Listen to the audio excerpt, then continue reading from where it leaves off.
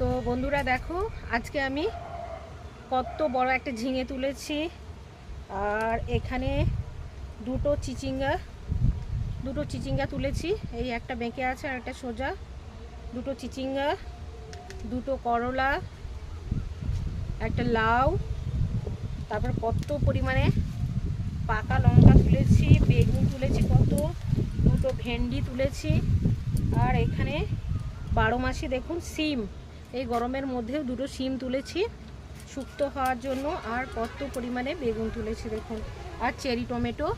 প্রচুর সবজি আজকে হারভেস্ট করলাম ছাদ বাগান থেকে। দেখুন এক ঝুড়ি সবজি তুলে নিলাম, কত পরিমাণে বেগুন, লঙ্কা, করলা সব কিছুই রয়েছে, লাউ।